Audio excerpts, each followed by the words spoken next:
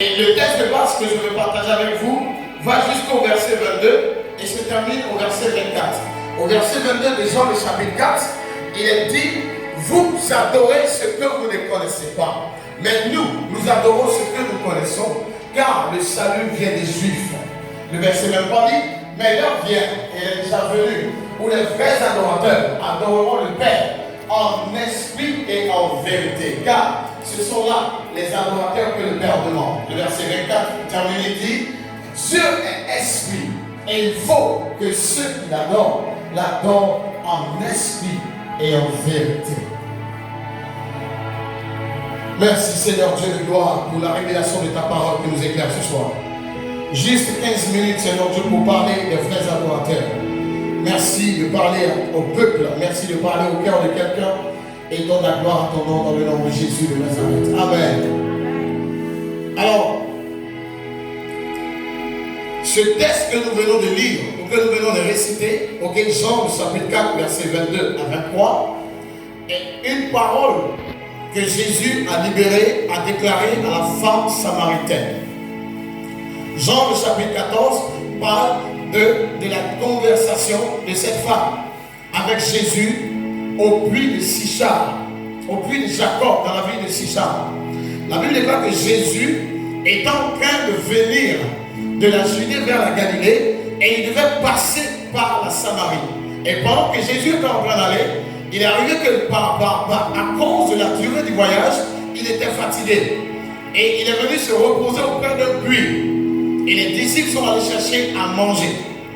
Et pendant qu'ils étaient allés, Jésus était assis pour se reposer un peu, parce qu'il était pratiquement midi, j'imagine le soleil, à cette période. Une femme vient puiser de l'eau avec sa cruche au puits. Et quand Jésus la rencontre, il lui demande de l'eau à boire. Et la conversation s'engage automatiquement. Et d'argument en argument, cette conversation dure. Jésus se révèle finalement à cette dame. Et quand elle s'aperçoit que Jésus n'est pas n'importe qui qu'elle venait de croiser, alors elle soulève une question. La question de l'adoration. Dit l'adoration. Et elle dit au verset 20: vous dites que c'est à Jérusalem qu'il faut adorer, alors que nos pères ont adoré jusque-là sur le mont Garizim. Et Jésus va répondre à cette dame. Et le texte qui est soumis à notre étude ce soir, Jean 4, versets 22 à 24, est la réponse que Jésus donne à la préoccupation de cette dame. Et Jésus dit: vous adorez ce que vous ne connaissez pas. En d'autres termes, vous adorez un Dieu que vous ne connaissez pas.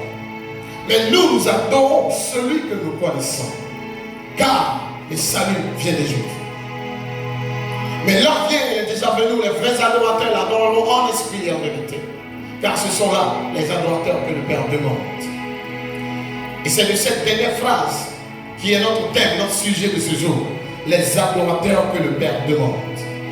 Moi, je parlerai en quelques minutes de 3 caractéristiques de ces vrais adorateurs.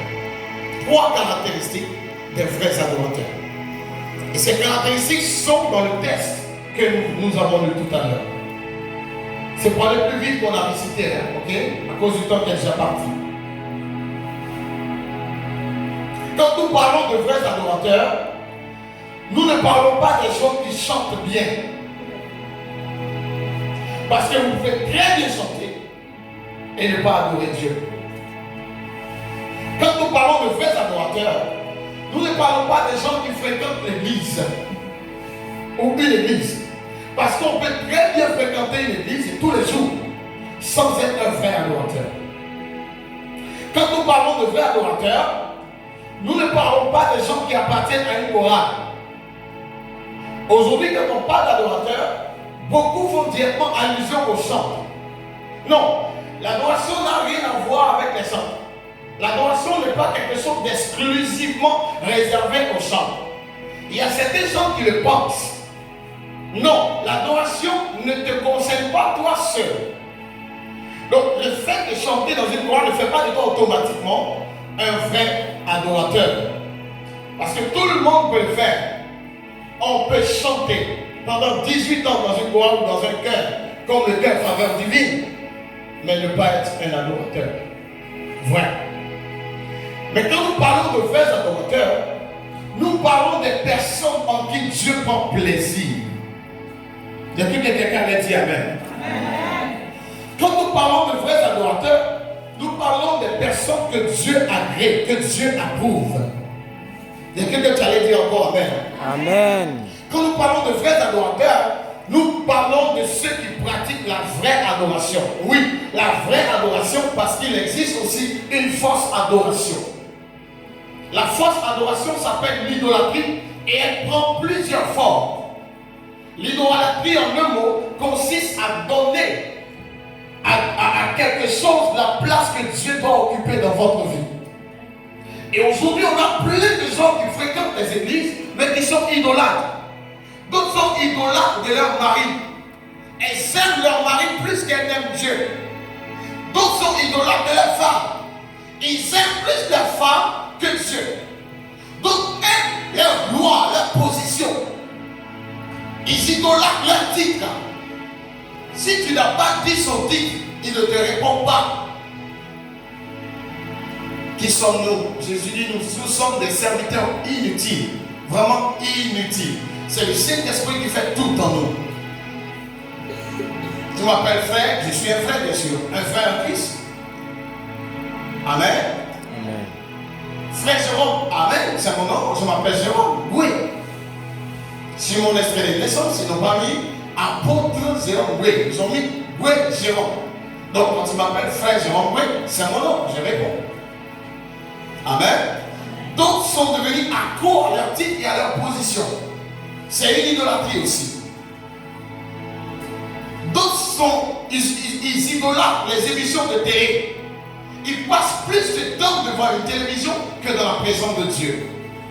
Tout ce qui attire ton attention avant Dieu est une idole dans ton cœur. Mais ce soir, nous ne parlons pas de la fausse adoration. Nous voulons parler des vrais adorateurs. Et dans ce texte, il y a trois caractéristiques. Au verset 22, Jésus dit, vous adorez un Dieu que vous ne connaissez pas. En d'autres termes, vous adorez Dieu sans le connaître. Quand Jésus dit à cette femme, en fait c'est une remarque qu'il lui fait. Dans cette remarque, Jésus veut dire qu'on ne peut pas adorer quelqu'un qu'on ne connaît pas, vraiment. Alléluia. La première caractéristique d'un vrai adorateur, c'est qu'ils ont une relation avec Dieu. Je le dis, ça va vous permettre d'identifier des vrais adorateurs, mais ça va surtout vous permettre de vous récaprer dans la vraie adoration. Alléluia. Le vrai adorateur est caractérisé premièrement par sa relation avec Dieu. On peut croire être en train d'adorer Dieu sans pourtant le connaître. Est-ce que vous le savez? Or, c'est une chose absurde. Vous ne pouvez pas vraiment adorer Dieu sans le connaître personnellement. Amen. Autrement dit, votre adoration dépend, votre niveau d'adoration, la qualité de votre adoration dépend de votre niveau de révélation de Dieu. J'espère que je ne parle pas du chinois ce soir. J'espère que tout le monde me suit. Votre niveau d'adoration dépendra de votre niveau de révélation de la personne de Christ. Parce qu'en fait, l'adoration, c'est notre réponse d'amour à la révélation que Dieu nous fait de sa personne.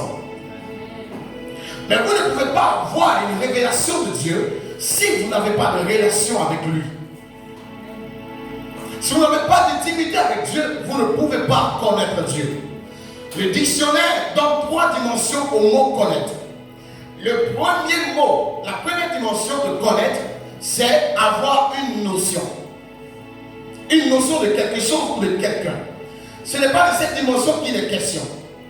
Quand nous disons connaître Dieu, il ne s'agit pas d'avoir une notion sur Dieu ou des connaissances générales sur Dieu. Le deuxième niveau que le dictionnaire donne en parlant de connaître, c'est fréquenter. Fréquenter. Ce deuxième niveau, c'est quand même intéressant. Ça peut ressembler au lieu saint dans le parvis. ça devient très intéressant parce qu'on fréquente Dieu. Vous ne pouvez pas connaître quelqu'un que vous ne fréquentez pas, n'est-ce pas? Il faut fréquenter quelqu'un régulièrement pour mieux le connaître, n'est-ce pas? Et malheureusement, on a beaucoup de chrétiens, beaucoup d'adorateurs qui ne fréquentent pas celui qu'ils adorent. Conséquence, nous avons des moments d'adoration terribles. Quand tu finis, au lieu de sortir déchargé, tu reçois avec 5 fois plus de kilos avec lesquels tu es rentré dans la présence de Dieu. Quand tu rentres avec un fardeau de 10 kilos, après le moment de louange, tu reçois avec 30 kilos de fardeau. Tellement la louange et l'adoration a été tout sauf la vraie adoration. Et la troisième dimension que vous devez connaître dans le dictionnaire, c'est fusionner. Fusionner dans le sens de devenir une seule personne avec la personne avec qui on se met ensemble. Et ce terme dans l'Ancien Testament est Yada. Adam connut Ève. Le mot hébreu utilisé pour connaître veut dire Yada. Et Yada, c'est la fusion physique entre l'homme et la femme dans les liens du mariage, bien sûr. Il ne faut pas dire non, il dit que c'est la fusion de l'homme et la femme, donc fusionnons-nous, on adore Dieu. Non. Ok? C'est exactement ce qui se passe, mais dans le spirituel, lorsque nous adorons Dieu réellement. Il y a une fusion qui se passe entre Dieu et nous. Alléluia. Un jour, je suis en train d'adorer avec ma femme à la maison, dans notre dévotion matinale. Et pendant qu'on est en train d'adorer, elle a commencé à élever des sujets de requêtes, demandant au Seigneur de faire ceci, de faire cela. Et pendant qu'on le faisait, à un moment donné, le Seigneur dit arrêtez. Déclarez ce que vous voulez. Et cela arrive. J'ai dit mais comment ça? Il dit parce qu'au stade où vous êtes parvenu, votre parole a l'effet de ma parole. Parce que vous et moi, nous sommes devenus un à cet instant. Parce que dans l'adoration, à un niveau, à une certaine dimension de l'adoration, Dieu et vous devenez une seule personne. Ce que vous dites, c'est ce qui arrive, comme si c'était Dieu qui avait dit. Et c'est cette dimension qui est connaître Dieu. Et Jésus dit, vous adorez celui que vous ne connaissez pas. J'ai envie de poser la question à quelqu'un. Qui est Dieu pour toi? Qui est Jésus concrètement pour toi? C'est très bon de dire, Yahweh Jireh, c'est très bon. Mais ça, c'est la réponse d'Abraham à la révélation de Dieu. Dans Genèse chapitre 22. C'est Abraham qui a dit, l'Éternel s'est pourvu, Yahweh Jireh. Après que Dieu lui a envoyé un mouton pour ne pas qu'il tue son fils Isaac, qu'il avait déjà vraiment bien livré en esprit. Est-ce que vous comprenez ça? El Rapha, c'est quelqu'un à qui Dieu s'est manifesté et qui a tourné le nom El Rapha. Qui il est pour toi? L'adoration, ce n'est pas de citer le nom de Dieu comme si Dieu ne savait plus qui il était lui-même, mais c'est de lui dire exactement ce qu'il représente pour vous. Deuxième caractéristique, les vrais adorateurs adorent par le Saint-Esprit. Dis adore par le Saint-Esprit. Adore par le Saint-Esprit. Dans le verset 23, il dit ils adorent le Père en esprit. Mais le mot en esprit, dans cette version, est un peu compliqué à comprendre. Quand on prend les autres versions, il est dit là-bas par l'esprit, guidés par l'esprit. Ils adoreront étant guidés par l'esprit. La vraie adoration n'est pas une œuvre de la chair. Même si l'adoration s'exprime parfois par des mouvements physiques, elle reste avant tout une activité hautement spirituelle. Et puisque c'est l'esprit qui sonde les profondeurs de Dieu et qui connaît Dieu parfaitement, il sait exactement quel mot il faut dire, à quel moment il faut le dire pour toucher le cœur de Dieu. La vraie adoration, c'est ce qui est suscité dans le cœur du croyant par le Saint-Esprit. En Actes chapitre 2, verset 11, quand le Saint-Esprit est descendu dans la chambre, la Bible dit qu'ils se sont mis à parler dans de nouvelles langues. Et tous les étrangers qui étaient dans la ville étaient étonnés de les entendre parler dans leur langue. Et ils se posaient la question, mais écoutez, est-ce que ce ne sont pas les Juifs qui sont là? Effectivement, ce sont les Juifs. Mais comment les entendons-nous parler des merveilles de Dieu dans notre langue à nous? Parler des merveilles de Dieu, c'est quoi? C'est louer, c'est l'adorer. Alors le Saint-Esprit tombe sur les hommes pour la première fois et regardez la première manifestation qui s'opère, c'est la louange et l'adoration. Vous ne pouvez pas vraiment toucher le cœur de Dieu dans l'adoration quand vous n'êtes pas conduit par le Saint-Esprit. Et je m'adresse particulièrement aux conducteurs de louange. Un jour, j'ai été recommandé comme conducteur de louange à un programme. Et ce jour-là, j'ai gelé tout ça. J'ai dit, il faut que je mette le feu. Il faut que je mette le feu. Ça,